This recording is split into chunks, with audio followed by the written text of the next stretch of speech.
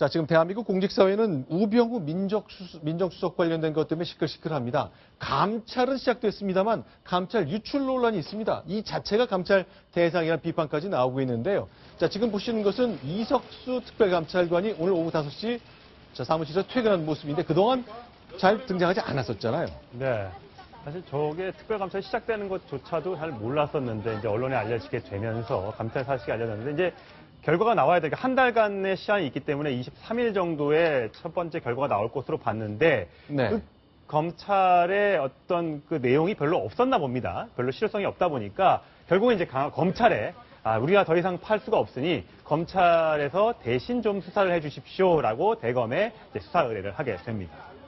자, 그런데요. 이제 그동안 이제 천상식 차장 김석수 특별감찰관하고 이제 어떤 신문 기자 사이에 교신이 계속 있었고, 아니 이렇게 핵심적인 사람을 감찰하는 과정을 일일이 다 외부에 알릴 수 있느냐 이런 논란이 계속 이어지고 있습니다. 일단 그 교신 내용부터 하나씩 좀 정리를 해보겠습니다. 일단 이제 어떻게 된 일이냐면 그 우 특별감찰관과 일간지 기자가 이제 수시로 전화 통화를 한 거죠. 메신저로 연락을 수시로 받으면서 여러 가지 이제 그동안의 감찰 결과에 대한 얘기를 나눈 것으로 이제 알려지고 있습니다. 근데 그 내용을 그 기자가 위에 그러니까 자기 신문사 간부에게 이제 보고를 한 거죠. 근데 그 내용이 소속 부서 내에서 SNS를 타고 다 공유가 된 겁니다. 근데 그 내용이 외부로 유출되면서 MBC 기자에 의해서 이제 보도가 되면서 문제가 된 건데, 이제 이석수 이제 특별감찰관은 이제 그런 얘기를 합니다.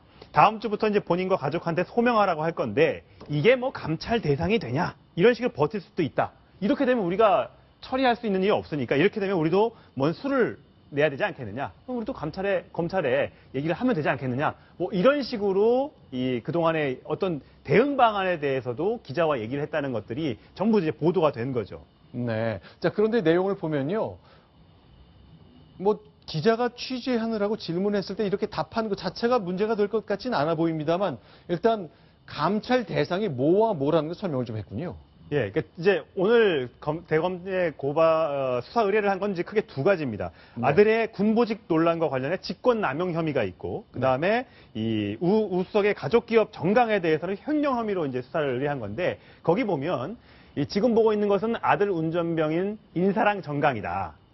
아들이 경찰의 그 의경으로 들어갔을 때 운전병으로 보직이 바뀐 것, 그 문제의 얘기죠. 그렇습니다. 네. 그리고 근데 그 우석의 정강이라는 가족 회사의 얘기죠. 그렇습니다. 근데 우석의 가족이 탄다는 이 마세라티는 최고급 승용차는 개인 명의가 아니라 리스 회사는 SK피탈 명의로 되어 있다. 저런 중요한 내용이 정작 그 언론사 보도에서는 전혀 빠져 있었거든요. 근데 저 문제를 왜 빼고 보도했는지 이제 이런 문제도 있고요. 네. 또 그리고 나서 감찰 개시한다고 이원종 비서실장에게 대통령께 잘 좀 말씀드려라 하면서 사퇴는 어떻게 돼요 했더니 한숨만 푹푹 쉬더라. 이런 내용도 있습니다. 박수영 기자, 이거는 좀 놀랍습니다. 그러니까 특별감찰관이 대통령 비서실장하고 이 문제를 상의했던 모양이군요. 네, 그렇습니다. 상의를 했을 뿐만 아니라 비서실장한테 우수석 사태가 어떻게 되냐라고 물어봤더니 한숨만 푹푹 쉬더라는 말까지 한 겁니다. 당시 분위기를 보면요. 네. 이 대통령이 이미 개각 문제에 대해서도 믿고 맡겼다는 것을 우리가 알 수 있고 또 이번에 개각에서도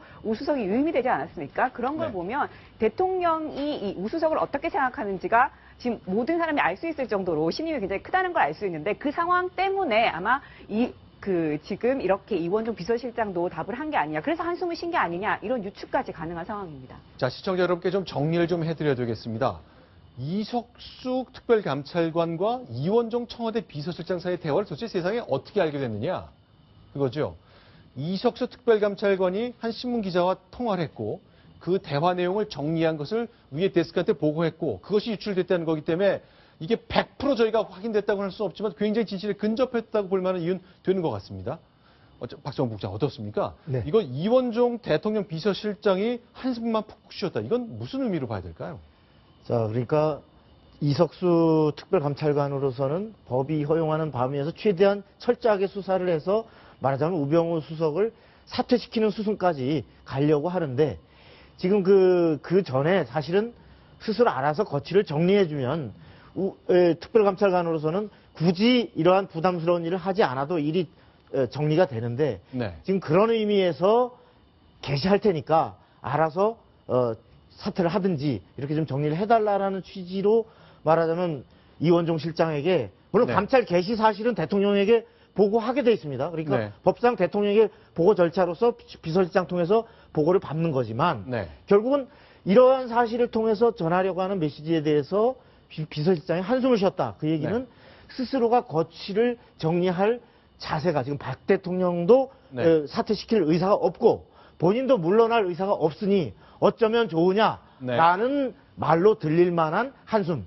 이렇게 한숨을 쉬었다라고 하는 것이 이제 이석수 감찰관의 지금 얘기인 것 같습니다. 자, 손수호 변호사, 이건 어떻습니까? 이제 그 기자가 저는 같은 기자로서 특별감찰관한테 전화 걸어서 이것저것 질문해서 답 듣고 전혀 문제가 안 된다고 생각합니다. 지금 야당에서 논란이 되고 있습니다만, 그러나 이런 얘기를 또 하는군요.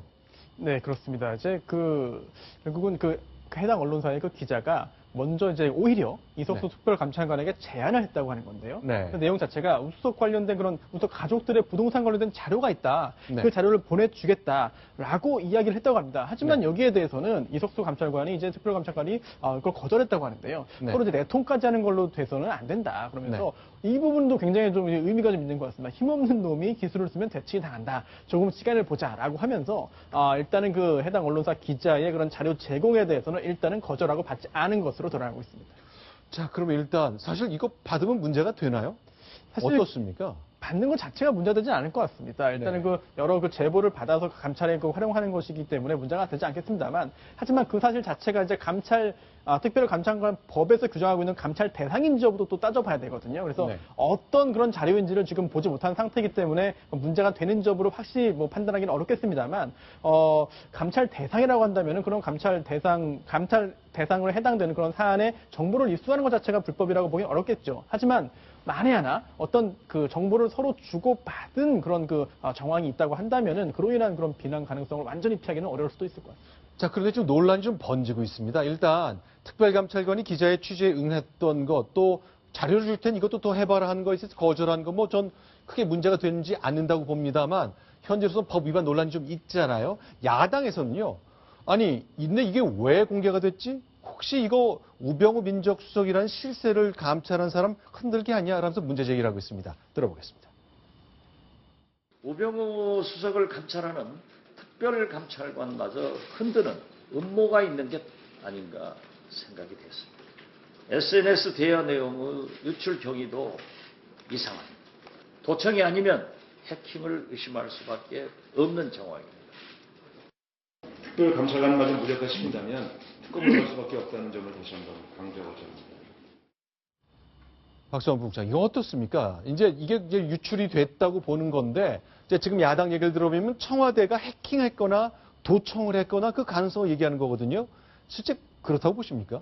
근데 여기서 SNS가 네. 과연 그 특별감찰관이 이석수 감찰관이 어떤 그 특정사 기자와 어떤 그 소통을 하는 이 주고받은 내용이 그것이 담긴 SNS인지 그게 아니고 네. 그러한 서로 통화를 한 내용을 기록한 어떤 그 보고 내용, 사내 보고 내용이 네.